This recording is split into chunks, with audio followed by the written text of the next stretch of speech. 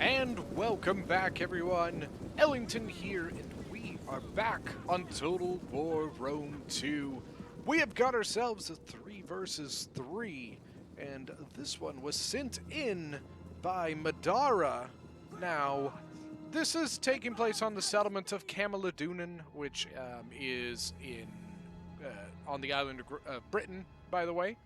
Like I said, we've got a 3v3. First off, for the defenders, we have got Egypt being commanded by Madara himself. Then we've got Pergamon being commanded by Vulcan de Peace. Don't know what that's supposed to mean, but yeah. We've finally got Sparta, a fan favorite here, being commanded by Jamie Bear, I think is what it was.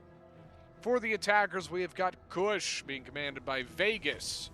We've got Nabatea being commanded by Fearful. And finally, we have Galatia, the scary Galatia, being commanded by Dingo. This is going to be kind of an interesting setup here, right? We've got some really good factions on the attackers' side here. Kush, Galatia. Galatia might have the best mid-tier infantry in the game. But on the defender side, we don't have slouches, you know what I mean? We've got Pergamon here, which is literally just going to jabby you to all hell. You can see he brought Picpeltis, he brought Thorough Spears, I'm assuming Agema Spears as well. Egypt here, you know, while his infantry, his thorax swords are kind of average, he does have some really good options with his archers, and hopefully maybe we get some Galatian Royal Guard, you know what I mean? We do have 2 thorax swords back in the back here. Then finally we have Sparta, right? Sparta is not a slouching faction by any means. It can be a little bit tough. Sometimes you really got to know how to play it. I'm terrible at playing it because I hate hoplites. I don't like them in any way, shape, or form. And that's not to say I think that hoplites are bad. I think if someone knows how to use hoplites, they can be very good. I hate them. But Sparta is just plain simple fan favorite. It's kind of funny. You know, Rome, as you would suspect, is probably the biggest fan favorite faction in the game. I think most people who... And I find it tends to be most people who watch a lot of battles but maybe don't play the game that much, they tend to love Rome. But funnily enough, I think most people who play this game don't love Rome, which is interesting. But after Rome, I would put Sparta as probably the number 2 most popular fan favorite faction in this game. It is a very, very popular faction. Honestly, 2 factions that do that videos do very well when they are in them are Sparta and Rome. Galatia here is an extremely good faction. I do think that both Pergamon and Egypt could struggle with Galatia. If they work together and use their resources well, I think they're fine. But just in a straight-up, heads-up fight, Galatia is going to give both of them a run. But I think that enough Agema Spear Javies, and Galatia probably doesn't become much of an issue. You can see Sparta shooting down into Kush from up here on the hill. Maybe not the best use of the archers, to be honest with you. You know, shooting into this combat straightforward from the hill, it's probably not going to get you the greatest angle there. You can see over here we got Spartan Hoplites taking on some Shotel Warriors. Shotel Warriors are going to have a heyday against a Spartan Hoplite. Shotel Warriors, their entire job is eating through armor, so Spartan Hoplite's going to have a lot of trouble here. I think it's going to be interesting to see what they do. What's probably going to have to happen, the Pergamon's probably going to have to assist. Now, you can see Nabatea broke down the wall, but because they spent the time breaking down the wall, his allies didn't wait. They just went right in. And so Nabatea is actually kind of lagging behind a little bit, and that kind of puts a little bit of pressure on his allies because that means that the defenders are able to put a little bit more focus onto his allies, while he kind of had to take a moment to bring all of his towers forward after breaking down. We do have more towers from Galatia moving forward. I'm a little surprised that we don't have what usually you will see is some sort of ranged unit come up onto this wall to shoot down into these units or shoot at the archers, something like that, but nothing happening with those. They've got a thorax sword sitting here. It's half man. 85 out of 160. Damn. He's hurt. They do need to be careful with the new Galatians dropping down. I guess, so they do have an Agema, or a Thorough Spear sitting here, so they should be alright. Although that does seem to be the only thing sitting there. Got a Ptolemaic Cav waiting to go out the gate. Lots of Spartan hoplites back here on the... Camaldunin is what we typically call a 3-level settlement. So you have your main level right here, right? Then you have your second level, the second wall. Then you have the third level. There is a back way, so you can come around the back here and get up through there. There's almost a carbon copy of the settlement called Medalon, but instead of having this pathway in the back, it's set up on a really big hill. And that means that on Medalon, the only ways in are here and here. While you can see Camaldunin has 3 ways in, but this can be a tough settlement. What tends to happen is honestly not that the defenders tend to win by manpower. It tends to be a time problem that they have so much issues kind of grinding through all of the units between here and the final point that time just tends to run out. You can see Kush apparently abandoning his main attack. It does look like he is probably not wrong here. Looks like most of his units that were on the wall are pretty much out of this. He did leave most of his army way far back here, so he couldn't keep up a consistent flow of reinforcements onto the walls, right? So what he's now doing, he's going to layer up with Nabatea and come and attack with them. You can see Nabatea layering, setting up here on the flank of Pergamon with the Nabatean heavy archer. One thing he needs to be careful of is this gate right here, right? Well, I guess he doesn't need to be, so yeah, never mind.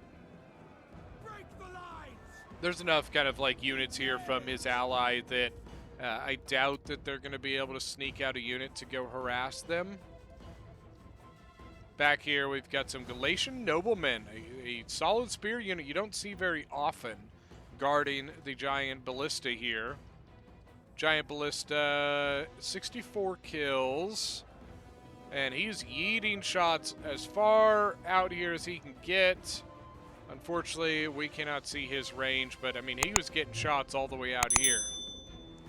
Nabatea seemingly seems to be making quite a bit of progress, to be honest with you. He is getting shot right in the back here by some Pick Peltis. Pick Peltis, an extremely good Peltis unit. They're really the only unit like them. So majority of the time with Peltis, you kind of have 2 choices, right? You can get a light Peltist, which a lowly armored Peltist typically will give you 10 ammunition, but a more armored Peltist will typically only give you 7 ammunition. Pick Peltists are the only Peltist in the game that you get both. You get the improved armor, 65 armor is pretty solid for a Peltist unit, and you get your 10 ammunition. You spend, I think they're 700 and something gold, but they are extremely good, especially on a faction like Pergamon, where the Pick Peltist really just kind of fits with Pergamon, right? Pergamon already is so big on the whole throw javelins at people thing that the Pick Peltist basically just fits it like a glove. You can see on the right-hand side, Galatia just tearing and ripping through the defenders here. And this is not good, because that means this whole area is now completely and totally exposed. I suspect here in a moment they were going to get a full fallback, which is unfortunate for the attackers because it is a very early fallback, and they have quite a bit of troops left. The problem is I don't see much of an option for the defenders here, because now that Galatia has demolished this area, there's no defense against it anymore. They are basically in it now, and this whole flank over here is You know what I mean? Sparta could sit here and defend all day. Not with Galatia, and now Nabatea breathing down his back. You can see he does have some Spartan hoplites set up to defend his back here, but that doesn't prevent what happens with Nabatea gets archers up in here. Sorry, I had to.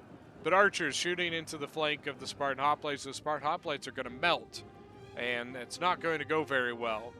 You can see Royal Kushite archers. In my opinion, the most overrated archer in the game. Sorry, I had to think of a good word because they're too expensive, way too expensive. You know what I mean? Man, Royal Kushite archers are like 720 gold or something like that. It's outrageous how expensive they are. When a Chimerian heavy archer is better than them. Chimerian heavy archers are the best archer in the game. And they're only 640, 660, something like that. Sorry, I can usually get pretty close to the cost, but sometimes I'm not perfectly on the mark. The fact of the matter is that the Royal Kushite archer is extremely expensive. For really not that much more. Really the only biggest difference between a Royal Kushite archer and a Chimerian heavy archer is that the Royal Kushite archers get poison shot, which can be useful, but I personally do not find it to be a 100 gold more worth useful, if that makes sense.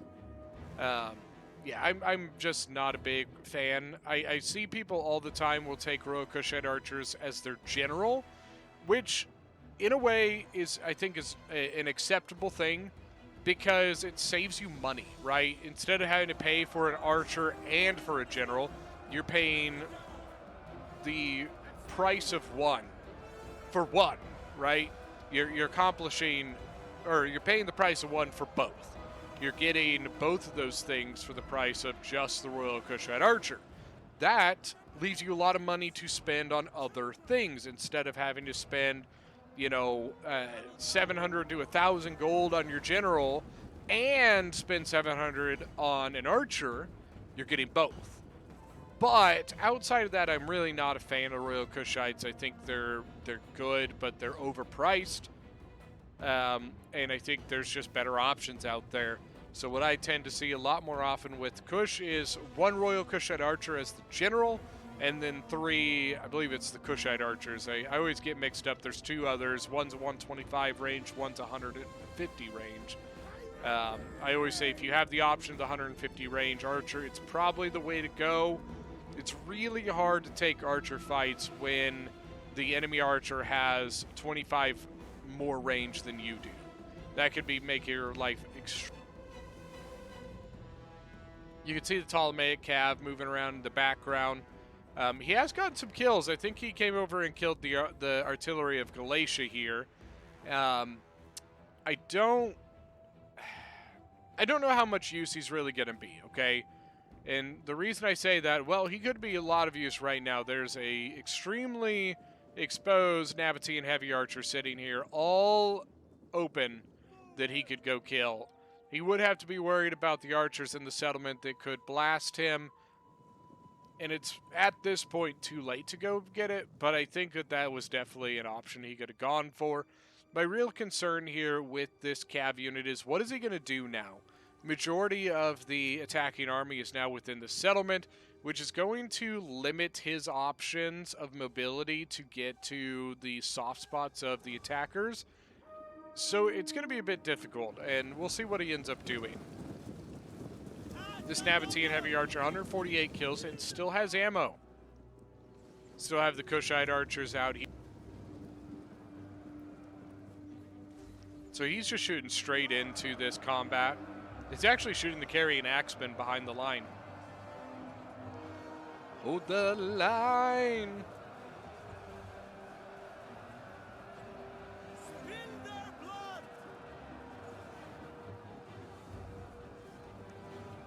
Another one coming forward, another Spartan hoplite. I don't think it's worth it.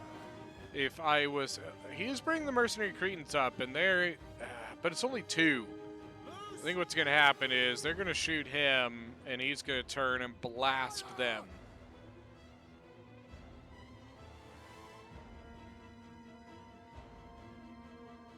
Maybe not. Maybe he won't blast them. Armored Shotel sitting, waiting to go into combat. Another one sitting in the gate. He's just running away. I don't know why. There's only 2 archers there. You could just blast them into oblivion at this point. Ah, here you go. Look at that. Nabatean heavy archers now shooting the back of the thorax swords over here.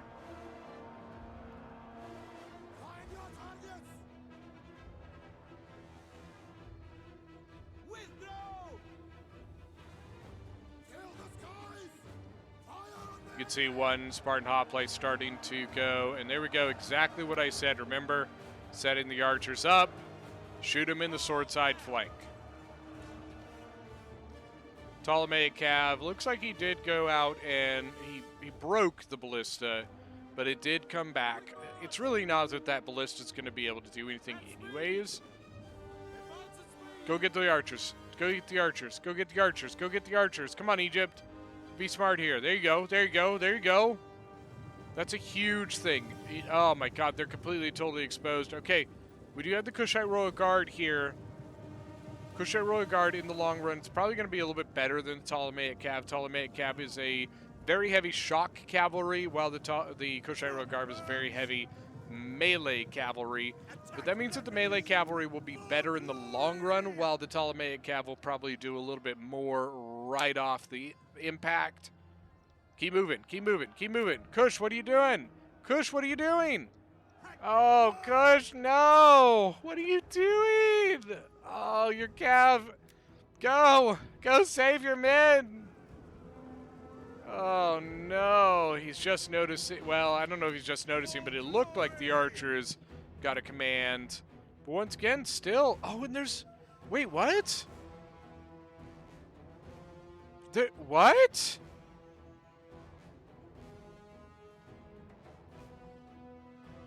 Ballistas can't be hidden. What the hell?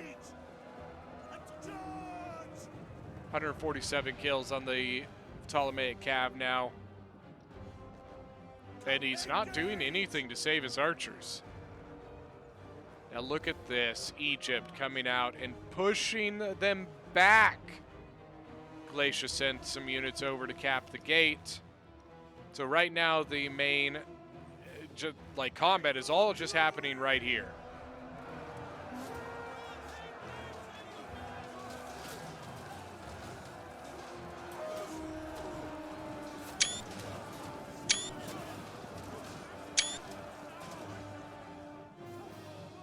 Ptolemaic Cav is kind of just 243 kills now with 3 chevrons, because remember, he's killing super expensive Royal Kushite archers.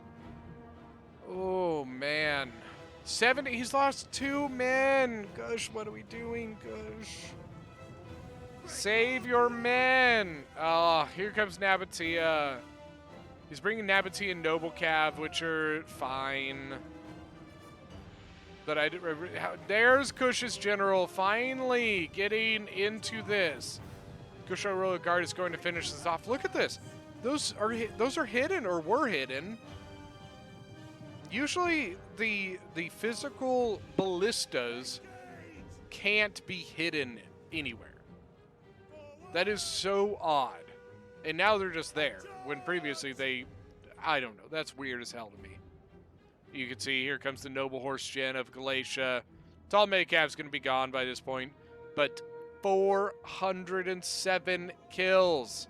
And here comes the collapse. Sparta now finally collapsing here. Egypt getting the hell out of Dodge here. Sparta looks like he's going to try and get out. He needs to. Armored Shotel coming in behind. They're about to cap the gate, which is going to allow all this stuff to now get in. What they're really going to do with all this cavalry, I don't know. It's quite a bit of cavalry for an attacking faction. I'm not specifically sure why he brought so much cavalry, but it's fine. Did Egypt bring any Galatian Royal Guard? I don't think he did, which is sad. He does a Royal Peltis General, which is good. 2 Thorax Pikemen. We know that Pergamon has 2 regular pikes. I think Sparta brought pikes too. Paroikoi Sparks. Paroikoi Pikes. I thought he had another pike, but maybe he only has the one. So that makes 5 pikes for the defenders. I am curious as to whether or not the attackers have enough ammo to deal with that. And I'm not confident of the answer. So the Kushite Royal Guard is... Oh no. I was about to say... He's in a lot of trouble right now. Those archers are just going to nuke him. And he's going to run right under their noses, too. You still have the Spartan archers to get past. Oh, and he's being weird. Oh, and he's turning around. Oh, man. This could be bad if Kush is one of those factions you really, really, really can't lose your general. If you lose your general as Kush, you are in a lot of trouble, and he's going to. His general does not seem to be dead yet, but his general could just break. He doesn't need to die. And there you go. He's shattered. He's gone. Kush is in a lot of trouble right now. They don't have the morale to put up with losing their general. That's not going to be a good thing for them in the long run. Noble Swords, I don't like that unit. I think it is a waste of money. It's another overpriced unit. Noble Swordsmen are more expensive than Thorax Swords. Probably not as... They're probably on par with a Thorax Sword when it comes to combat stats, if I remember correctly. And they have no javelins. And yet they're like 40 gold, 50 gold more expensive than a Thorax Sword. Waste of money. I hate them. What I would suggest if you're looking for a solid sword unit to couple alongside your like spear units, like your armored desert hoplites, I would suggest just the regular Nabatean swordsmen.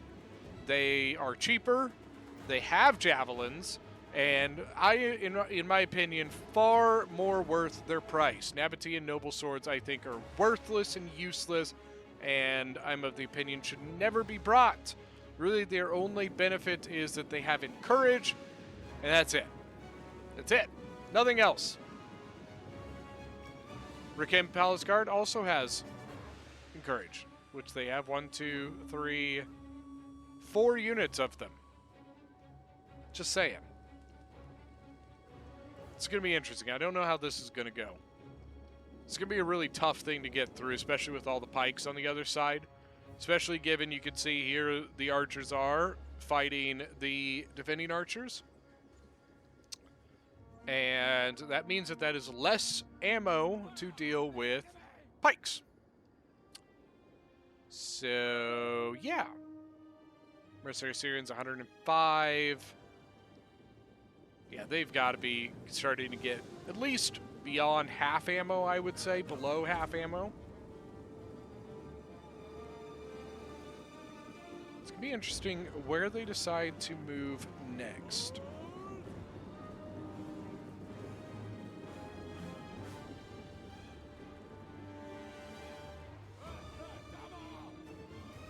You can see basically at this point, it's really just kind of an archer duel. It does look like Galatia is moving his units over to the far right. And maybe Nabatea is just going to hold here. It would force the defenders to keep units here to honor this gap. And perhaps what we will see then is a Galatia-Kush combined effort here. Or are we going to see one of the factions move along the back and try to take the hill? We do have the Pergamene Noble Cav General for Pergamon back here. And then it looks like they're going to set a Perikoi Pike in the back. where do they go from there? Sparta also moving their other pike. So they do have 2 Paraquay pikes. Spartan archers should have relatively solid ammo. 29 kills, 46 kills, 77 kills.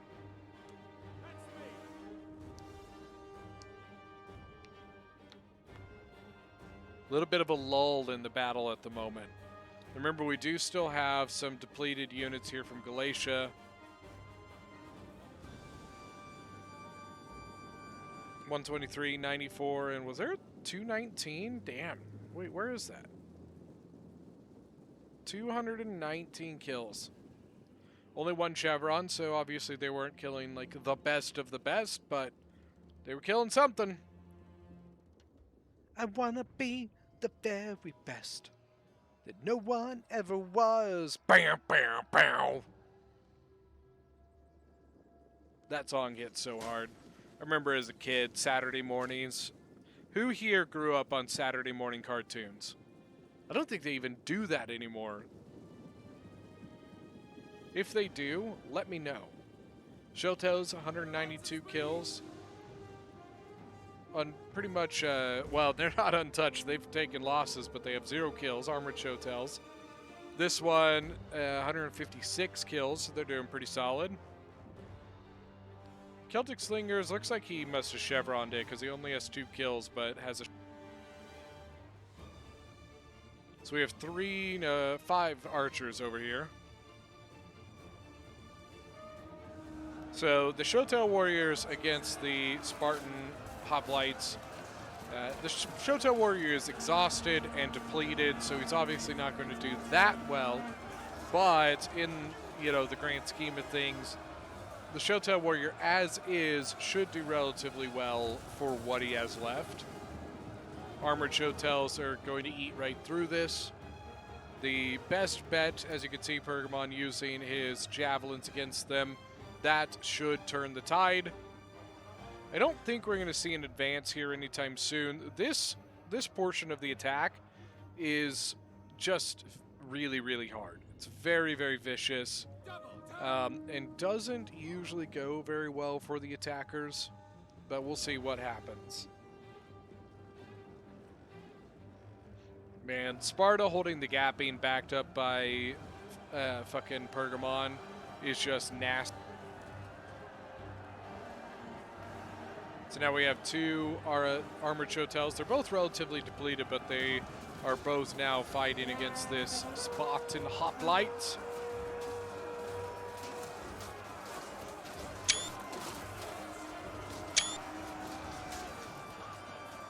Got to get some screenshots. You know what I mean?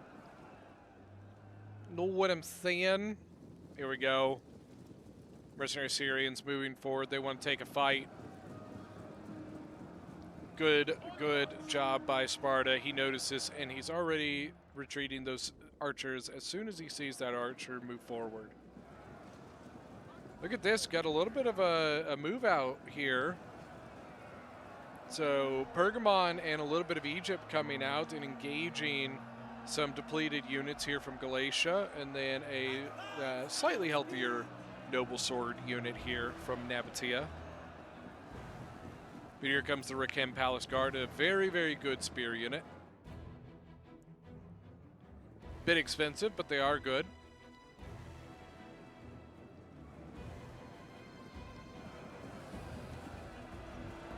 How's the Spartan Hoplite holding up? So, oh God, look at him melt. Oh my gosh. Anything coming from the backside? No, but well done by Galatia. He knows that he has an exposed flank, so he sets a unit here to hold the gap. Nicely done.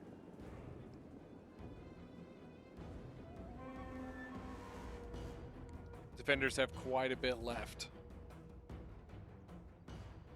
Attackers, they're still doing okay. We do have 2 Nabatean Thorax Pikes back here. Still have his cavalry, which I'm not sure what he plans on doing with. But to be perfectly honest with you, it seems like majority of what's left for the attackers is over here in Galatia, Galatia specifically.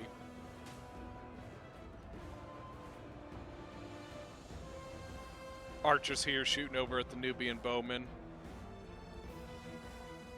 You could maybe send the 2 cav units over here to try and harass Pergamon's general. You might catch him sleeping. You never know.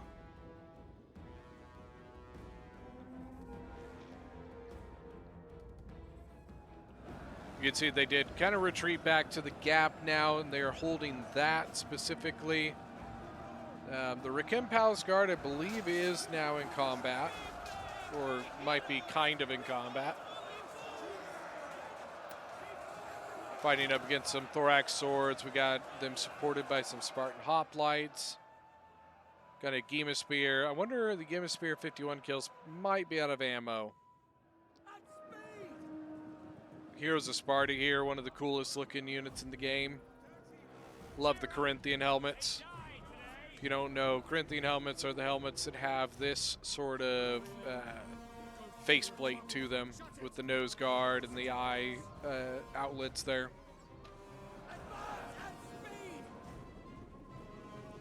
Here we go, archers moving back up to engage.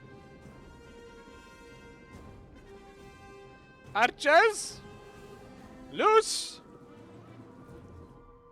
You can't say fire. Fire is a gun term. True, though.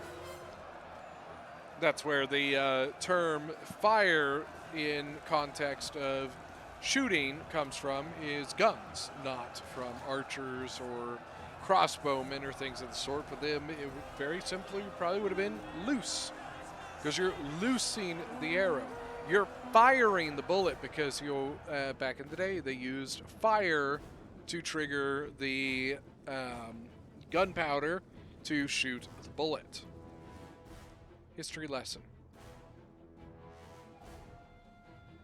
I think what they did is I think they took the sword unit away and are putting the Galatian noblemen to guard the flank. I think that's actually a good trade. You know, the spears are going to do far better in a stationary kind of defensive position, while the sword legionaries are going to be far more useful in the mainline combat, especially being a little bit more aggressive with them. This side so far seems to be going relatively well. We got Royal Peltis up on the little wall here, throwing their javies down at the Nabatean Thorax pikes. We got one. So Royal Peltis is kind of cool because you remember I was talking to Peltis earlier. When it comes to like Peltist units, you typically have the difference of 10 ammunition and 7 ammunition. Then you get special units like Thorough Spears, Mercenary Iberian Swordsmen, or Iberian Swordsmen that get things like that get 5 ammo. They're infantry that have 5 ammunition. Then you get infantry like the Royal Peltist, which gets 3 ammunition.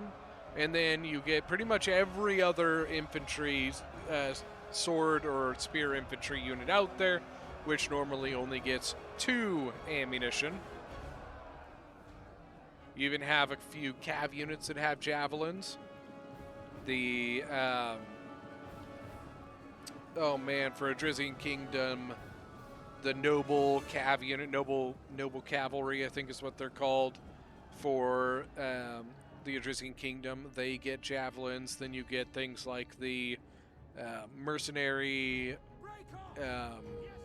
companion cav, not companion cav, which are the sword ones. Companion cav, they are the shock cavalry units with spears and stuff, which don't get javelins. Companion cav, they get a javelin, as well as Aspis companion cav, which get javelins as well. It's a few cav units that you do. Not very many, but just a few. This is such a grindy battle, right? And that is unfortunately the nature to maps like this, is they tend to be pretty grindy. Royal Peltis 33 kills. I'm actually a little surprised that the Royal Peltis is not getting nuked by archers. Especially they have the control of the area, so bringing an archer over here to shoot this way onto the wall is a really good way to force units off of the walls. This side is... it just doesn't seem to be going very far. The armored Shotel warriors are actually seemingly having a little bit of a problem.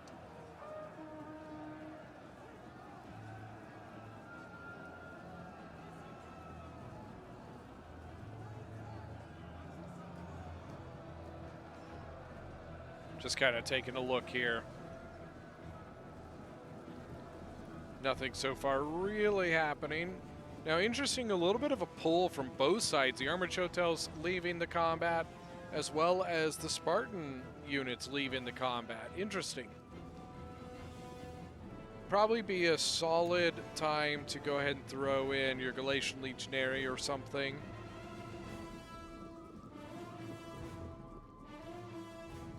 We do have some combat happening over here.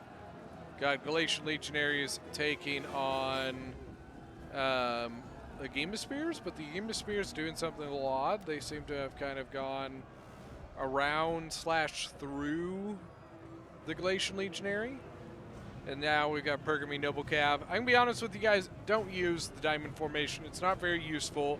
What happens is as soon as that first man hits, it registers your charge right then and there. So you're not getting the full impetus of the charge from the unit, and it's just not good for you.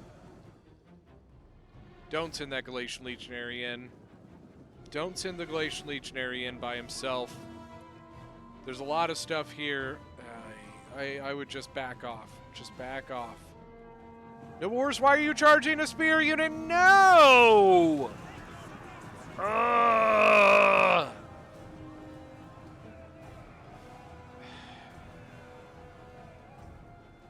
It's not a good idea. While yes, you did get a few kills on the Agema Spear, as a cav unit, charging spears is pretty much a big no-no. Biggest mistake that Pergamon did is he let himself get charged while he was moving. Right? If you're getting charged by cavalry, stop moving. Form up. Brace, especially as a spear unit. A little bit of a kill box now.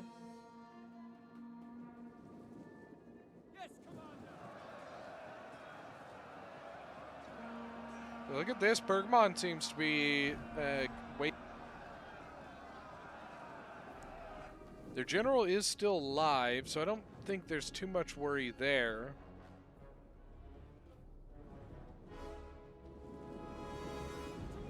But look at this, Pergamon actually sending a lot of units over to this area.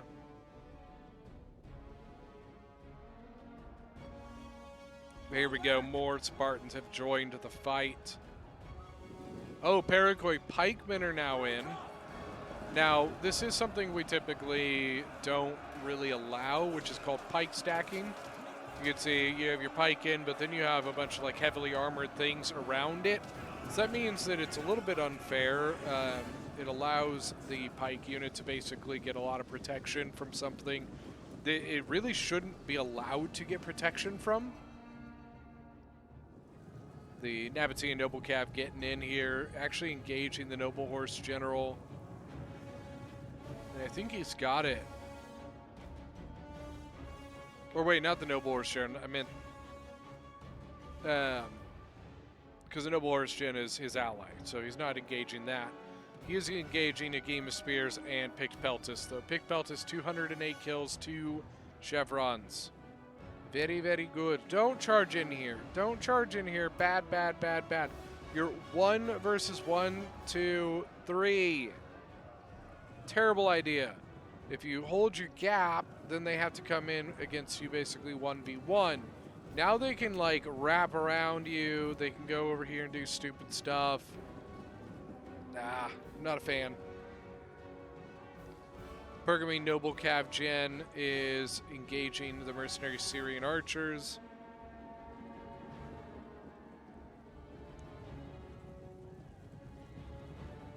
But now it's going to go charge the back of the Galatian legionaries. Once again, bad. Bounce power is extremely in favor of the defenders at this point, and I really don't see them coming back from this one. He still has enough to kind of be a nuisance, but I don't think he has enough to win this. If I'm the Royal Peltis here, I'm going to charge into the back of that other side. Since the attackers didn't bother to engage the Royal Peltis, right? So when they came in, they just engaged there. They did not engage there. So as the Royal Peltis, why not engage? And then obviously you just have to pay attention to make sure that you cover the gap. But other than that, engage. You know, get in around, finish those units off, get behind them, slaughter them. Armored Shotels now 119 kills, but they are going to... As you can see, we're kind of, you know, running into a lot.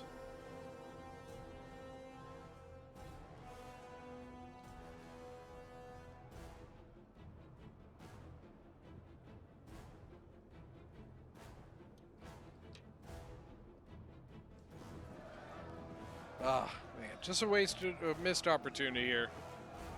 Because he could literally just, like, annihilate all this really, really fast and, you know, just get it over with. Pergamon General is, I believe, dead. No, he's not. He's right here. I forgot that his general was a Rakim Palace Guard, not a Cav. I think I'm thinking of the Pergamene Noble Cav. Stop using diamond formation. It's not good. No bueno.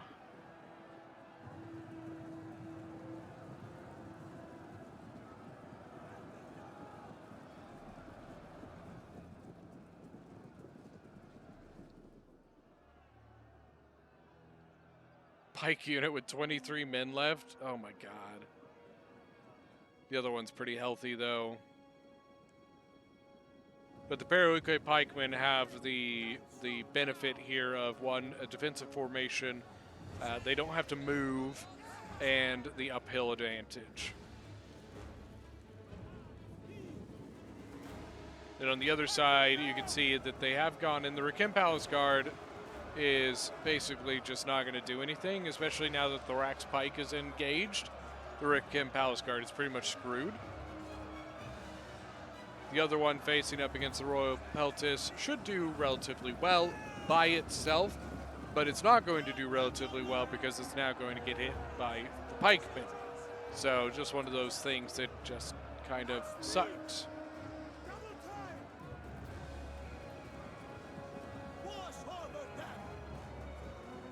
Just kind of sucks. Pike here, 10 kills. He's probably not going to get a whole ton of kills on that pikeman. You know, Nabatea being smart and not just kind of throwing his units into those pikes.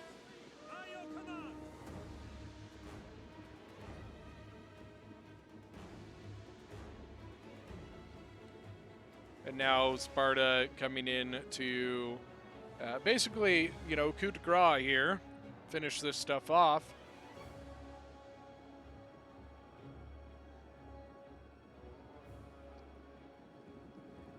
You know, we basically just have kind of the remnants of Galatia and Nabatea over here.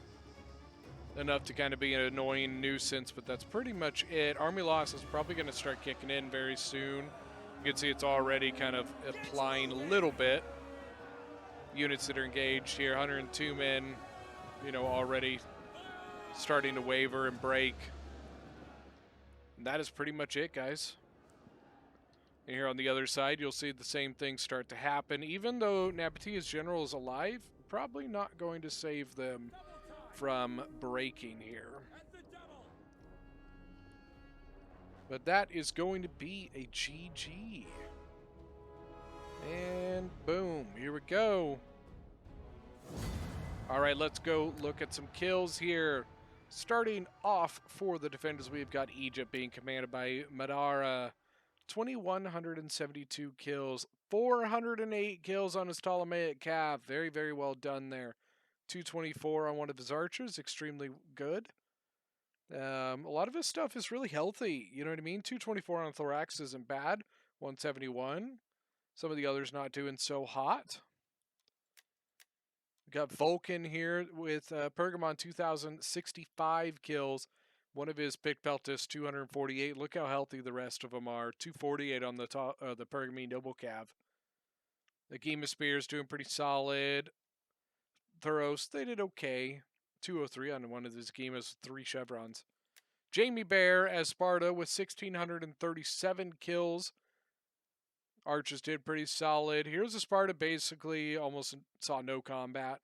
And then the Spartan Hoplites are just kind of okay. They did all right, you know what I mean? Not bad, especially going against Kush, not bad. For the attackers, we have Fearful 2468 as Nabatea with 1,756 kills.